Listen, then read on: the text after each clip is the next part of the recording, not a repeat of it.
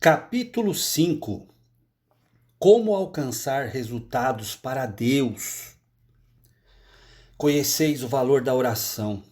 É preciosa e está acima de todo preço. Nunca, nunca a negligencieis. Sir Thomas Buxton. A oração é a primeira, a segunda, a terceira coisa necessária ao ministro.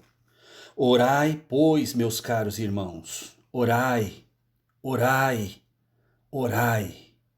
Edward Payson.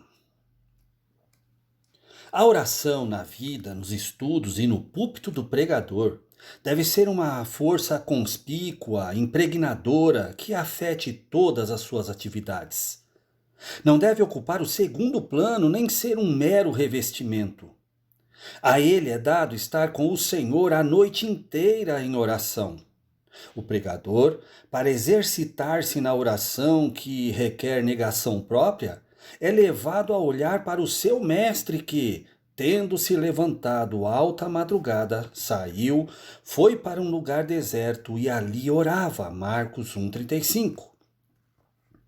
O gabinete do pregador deve ser um recinto secreto, um Betel, um altar, uma visão e uma escada de Jacó, para que todos os pensamentos possam subir até o céu antes de dirigir-se aos homens, para que todas as partes do sermão possam ser arejadas pelo ar dos céus e capacitadas, porque Deus está no gabinete.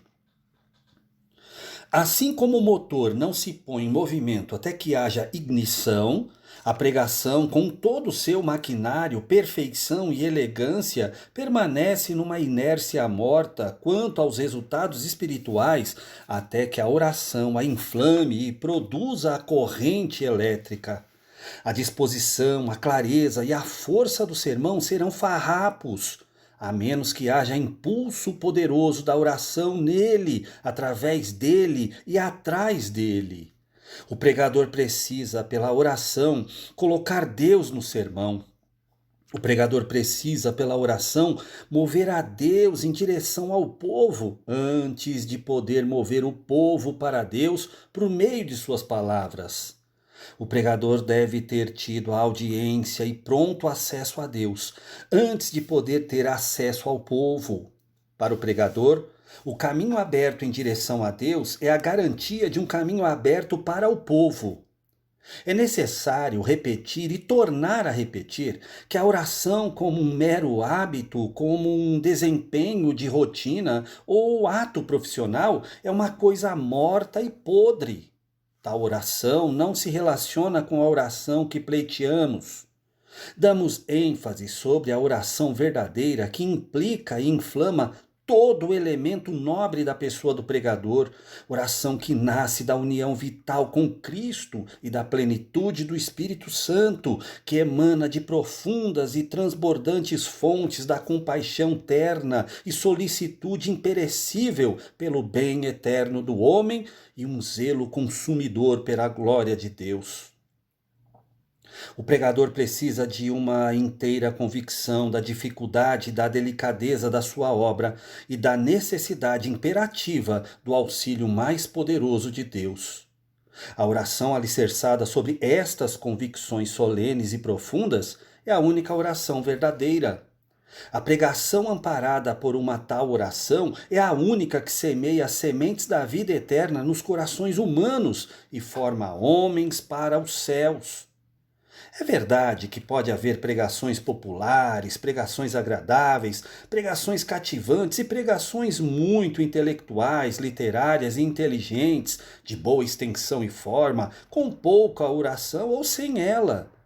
Mas a que alcança o objetivo de Deus na pregação tem que nascer da oração, desde o tema até a peroração, transmitida com energia e espírito de oração, capacitada a germinar e conservada com força vital nos corações dos ouvintes pelas orações do pregador, mesmo muito depois de ter passado a ocasião. Podemos desculpar-nos da pobreza espiritual da nossa pregação com muitas razões. Mas a verdadeira causa será encontrada na falta de oração que anela pela presença de Deus no poder do Espírito Santo.